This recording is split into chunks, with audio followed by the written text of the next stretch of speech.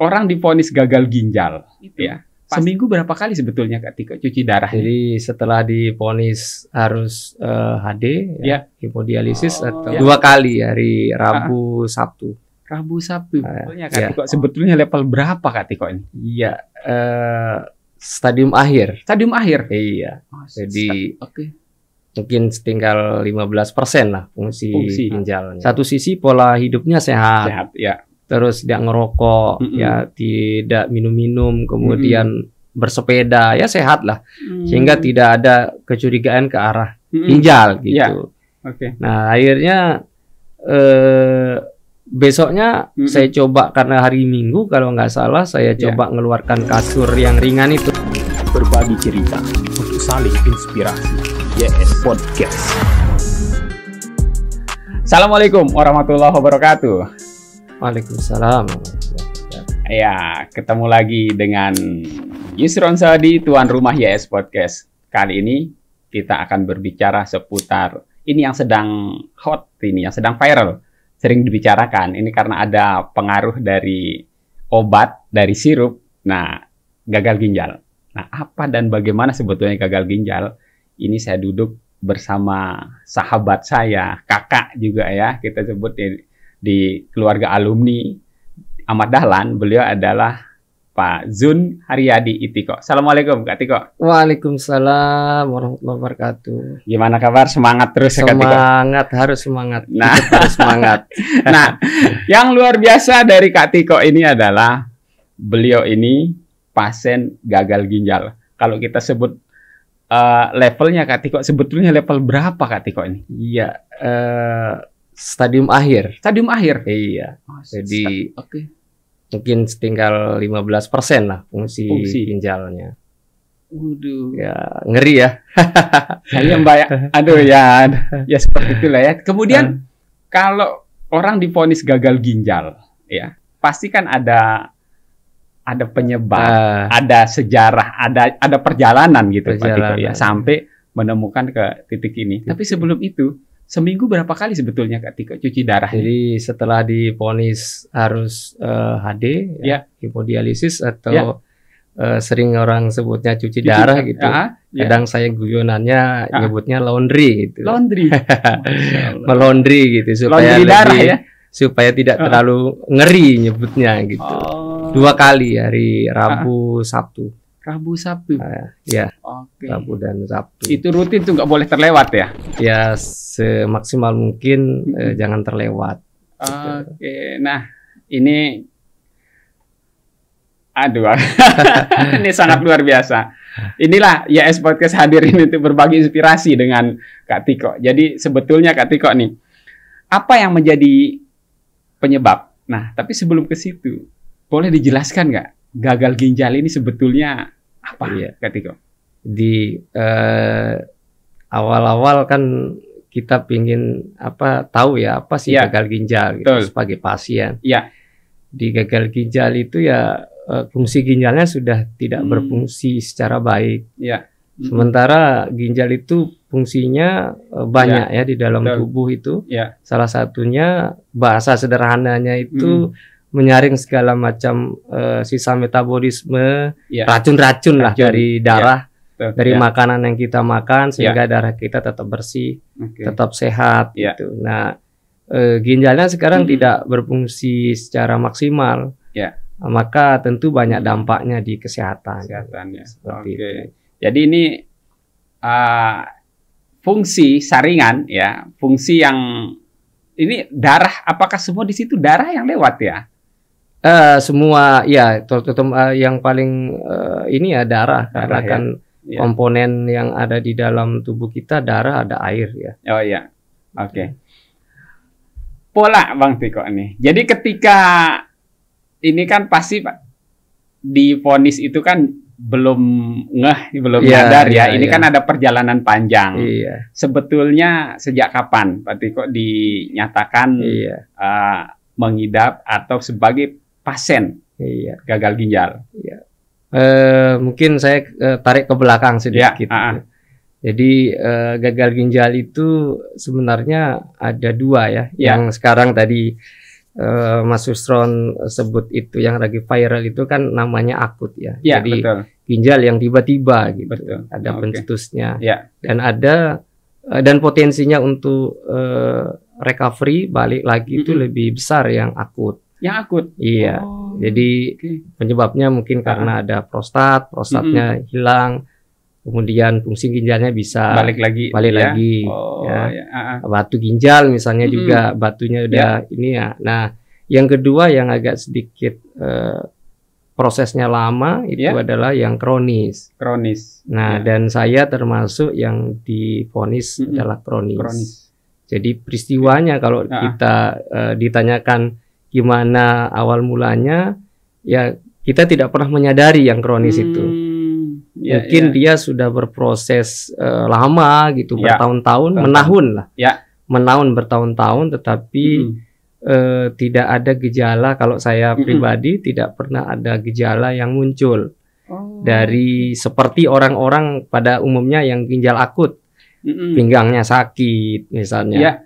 Nah, itu nggak ditemukan? Tidak ditemukan, cuma setelah saya ingat-ingat itu ketika tahun 2014 saya lanjut studi S2 waktu di UGM itu 2015 baru terasa rasanya. Jadi ada waktu setahun ya? Iya, itu 2014. Udah mulai tapi itulah kita ngerasa baik-baik saja karena masih bisa beraktivitas. Hanya mual. Mual itu ternyata mungkin setelah sekarang kita belajar itu mungkin karena urium terlalu tinggi di dalam darah sehingga mual gitu. Nah, saat itu kita nganggap itu biasa gitu, kayak orang mah gitu. Iya, betul, orang mual. Nah, sehingga makannya waktu itu ya sembarang, masih makan mie instan di Burju ya di Jogja kan. Teringat Jogja itu ya. Gitu. Terus bubur gitu kan, yang lembut-lembut dan yang menggugah selera lah gitu. Nah, pulang dari 2016 selesai S2 studi selesai studi. Pulang itu berat badan itu sudah mulai turun. Ya, menurun berat badannya dari 5. Tapi pola makan nggak berubah, apa artinya normal gitu? Udah mulai sedikit-sedikit hilang ya nafsu makan. Dan anggapnya itu biasa. Kita anggapnya biasa karena tidak ada gejala tadi. Tidak ada kayak orang pinggangnya sakit, kayak putus katanya kan. Betul. Jadinya tidak ada yang dicurigai. Nah, pada akhirnya 2018 itu begitu banyak aktivitas karena gempa Lombok. Itu di organisasi di Kamada Farmasi dan di IAI. Itu banyak kegiatan dropping sumbangan. Betul. Ya, sampai ke daerah-daerah yang terpencil dan sampai nginep di sana. Betul. Dan terakhir kegiatan, salah satu kegiatan itu daerah Senggigi.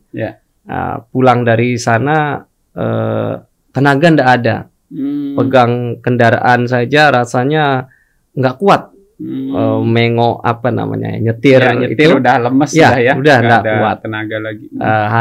Anggapannya saat itu apa namanya, ya kecapean lah gitu ya, namanya kurang tidur macam-macam. Masih analisa kita karena begadang karena itu ya. Betul. Belum marah ke bayangan yang gagal ginjal itu karena satu sisi pola hidupnya sehat. Terus tidak ngerokok, ya tidak minum-minum, kemudian bersepeda, ya sehat lah. Sehingga tidak ada kecurigaan ke arah ginjal gitu. Nah, akhirnya besoknya saya coba, karena hari Minggu kalau nggak salah saya coba ngeluarkan kasur yang ringan itu untuk dijemur, keluar itu nggak bisa diangkat. Jadi hilang sama sekali tenaga. Nah, saat itulah saya beranikan diri untuk cek ke dokter. Pertama kali cek ke dokter, salah satu dokter penyakit dalam di salah satu rumah sakit swasta di Mataram. Kemudian beliau heran. Tensi waktu itu saya enggak turun-turun, 180 per 100 gitu. Tinggi terus. Minum obat enggak turun-turun. Gitu, obat tensi dikasih enggak turun-turun. ditanya pola hidupnya baik, sehat, olah bersepeda, sampai dokternya bingung. Sesuai arahan dokter sudah gaya hidup sesuai. kita ya. Loh, ini kenapa ya? Akhirnya beliau berasumsi kita harus cek lab. Gitu. Ya. Salah satunya cara untuk mengetahui ada apa sesungguhnya, kita cek lab saja gitu. Ya. Nah, akhirnya saya beranikan diri. Gitu ya, namanya kita khawatir kan, takut. Betul. Tapi sama sekali belum ada bayangan ke sana. Belum ada bayangan sama sekali. Ya harapannya penyakit biasa gitu kan. Karena sekali lagi ya tadi pola hidupnya udah sehat gitu. Betul. Ya. Orang nggak ngerokok, nggak macem-macem kan. Ya.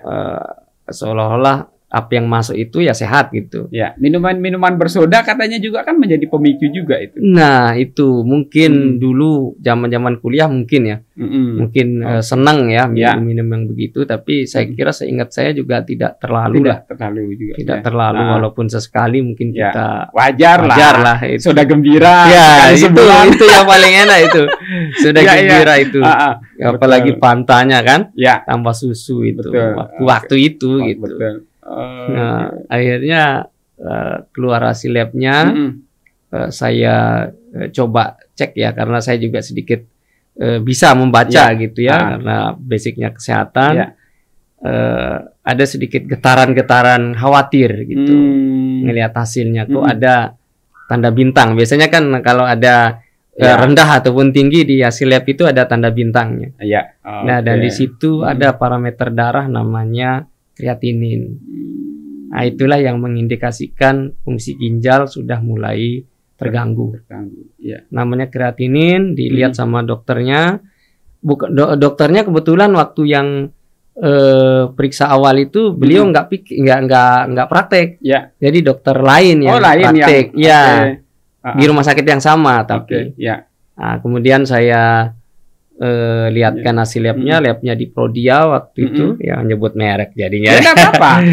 Itu ya, karena itu yang kita anggap itu karena memang perjalanan. Akhirnya setelah gitu dengan entengnya beliau itu mengatakan di depan saya dan istri itu, Bapak gagal ginjal stadium akhir. Gitu. Nah, saat itu mungkin bertanya apa perasaan saya gitu. Ya, Bapak ini gagal ginjal stadium akhir. Ya. Saya saat itu tidak kaget, tidak kaget dalam arti tidak seperti orang stres gitu ya. Justru yang stres itu istri, karena mendengar basicnya bukan orang kesehatan sehingga namanya gagal ginjal kan sesuatu yang harapan hidupnya seolah-olah nggak bisa lama gitu ya. Nah, yang saya lakukan saat itu menanyakan sedetail mungkin kepada beliau dokternya terkait dengan kondisi ginjal saya dengan nilai kreatinin yang 7 waktu itu. Normalnya berapa? 0,3 kalau nggak salah sampai 1,2. Jauh sekali. Sehingga makanya divonis stadiumnya akhir gitu. Nah, saya tanya apa gitu yang harus saya lakukan.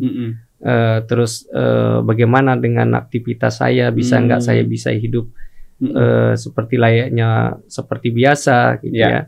Nah. Baiknya dokternya nyampeinnya kita coba dulu dengan obat minum gitu. Jadi 1 tahun 2018 Agustus itu divonis gagal ginjal kronis, bukan akut, kronis, karena menurut dokternya itu ginjalnya itu mengecil, jadi mengkerut, jadi ukurannya menjadi lebih kecil sehingga dia tidak mampu menyaring tadi gitu. Nah, akhirnya saya berobat jalan, berobat jalan, terus sambil ikhtiar lah, sambil berdoa, sambil buat jalan. Baik itu medis maupun obat tradisional ya. Obat tradisional gitu.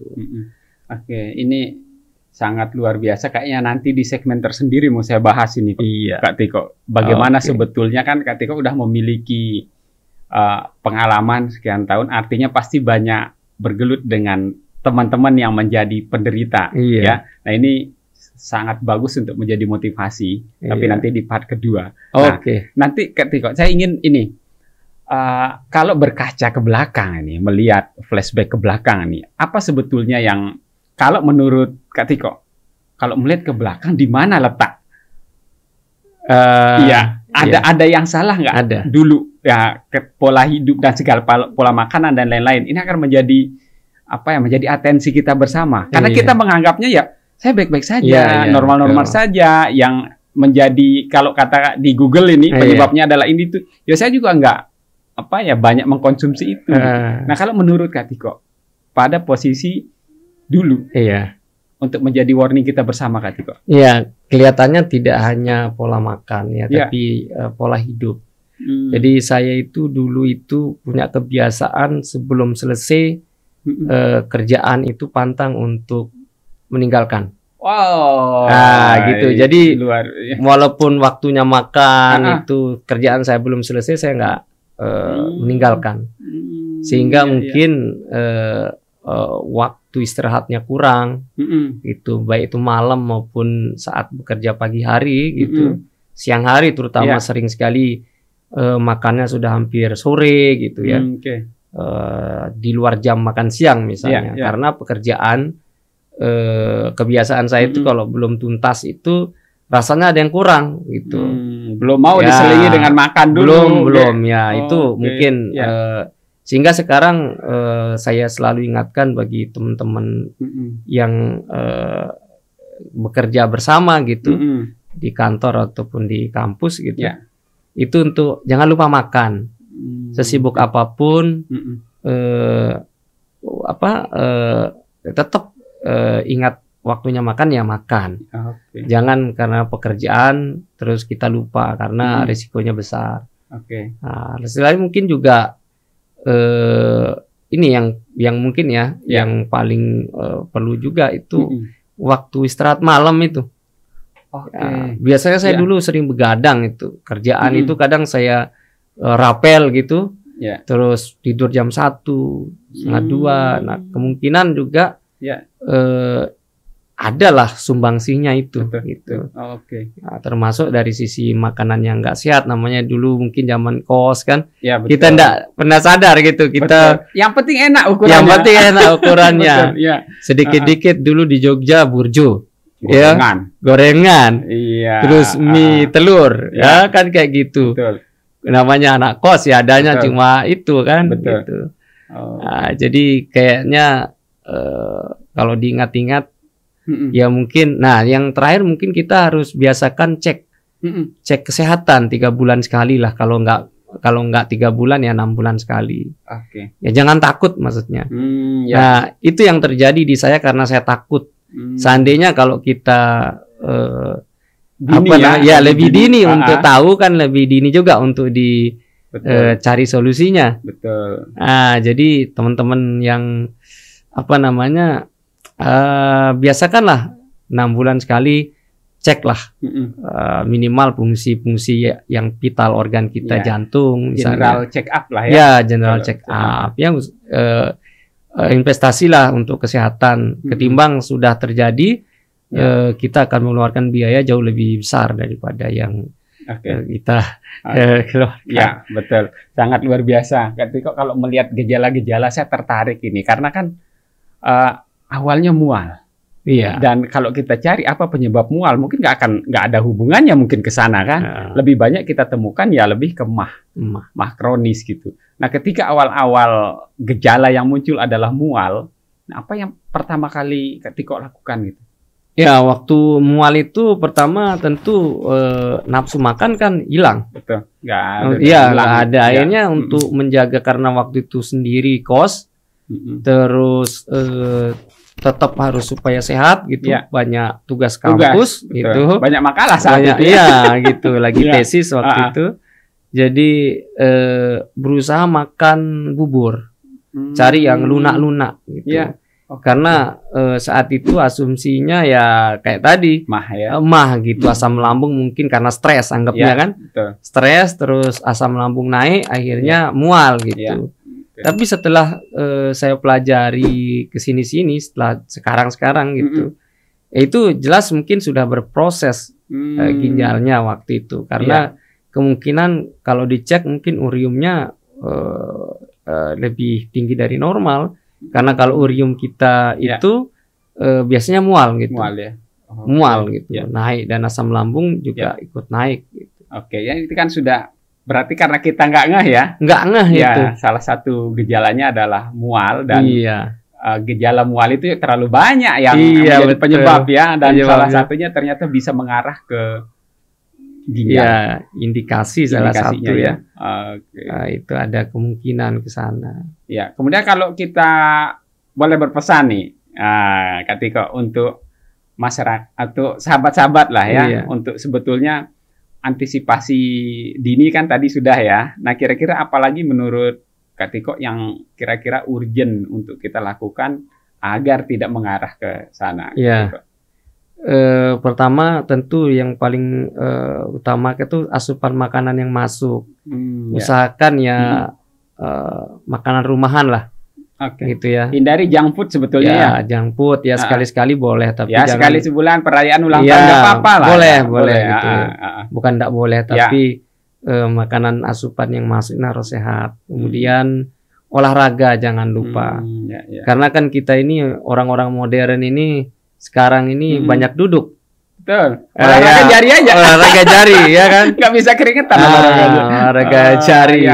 Sekali-sekali kalau kerjaan kita banyak duduk ya sekali-sekali berdirilah, jalan supaya supaya organ-organ kita juga ada relaksasi, tidak hanya duduk. Kadang-kadang pencetusnya bukan diawali oleh langsung ginjal, tapi ambeien misalnya, wasir, infeksi, naiklah kena ginjal kan gitu kadang ya. Bisa makanya, juga ke sana ya? Bisa ya, orang prostat aja. Saya punya teman cuci darah itu awalnya dia nggak bisa kencing gitu, sakit kalau kencing, kalau keluar pun keluar darah gitu. Ternyata setelah ini prostat. Nah, prostatnya itulah yang mendesak ginjalnya. Nah, kemudian ginjalnya yang infeksi, akhirnya cuci darah terus gitu. Padahal kan kalau cepat dia tangani di awal, selesai prostatnya ya ginjalnya bisa tidak kena gitu. Penanganan lebih dini. Ya, jadi harapan kita teman-teman sesibuk apapun ya sebaiknya tetap pola makannya yang baik, yang teratur, yang sehat. Ya sekali-sekali tadi bolehlah gitu ya. Ngajak traktir teman kan pahalanya besar gitu, mengatur orang makan gitu ya. Betul. Kemudian itu olahraga. Kalau nggak tiap hari, setiap selesai subuh, ya itu yang saya lakukan sekarang. Jadi selesai sholat subuh di musola atau karena di BTN itu ada musola, itu ya jalan aja sedikit gitu untuk bergerak gitu supaya ada rasa sehat gitu terasa. Saya kira itu. Sangat luar biasa. Ini untuk kita lebih waspada ya, Kak Tiko, betul. Ya ini sangat luar biasa, Kak Tiko. Bukannya ada level 1, 2, 3 ditujukan, tapi langsung ke stadium akhir. Ini kan kalau kita nggak siap secara batin, Kak Tiko, nah nanti di segmen berikutnya nih, Kak Tiko, kita bahas ya. Ini sahabat YS Podcast, ini ini yang sudah dialami nih oleh Kak Tiko, bahwa perjalanan gangguan ginjalnya ya kadang dari hal-hal yang tidak kita sadari, ataupun kadang kita ngeh tapi tidak mengarah ke sana, nggak sadar lah ya, betul-betul nggak menyadari bahwa itu salah satu gejalanya. Nah, dari sini kita akan belajar ya agar lebih waspada lagi. Banyak sekali pesan-pesan disampaikan oleh Kak Tiko. Kita akan lanjut nanti di part kedua, ini masalah penerimaan. Bagaimana sebetulnya mensikapi ini kan, bukan hanya pasiennya, tapi keluarga secara lebih luas ya. Bagaimana keluarga lebih mau menerima ini ya. Kita akan bahas nanti di part kedua ya. Tetap di YS Podcast, berbagi cerita untuk saling inspirasi. Assalamualaikum warahmatullahi wabarakatuh. Waalaikumsalam. Berbagi cerita untuk saling inspirasi. YS Podcast.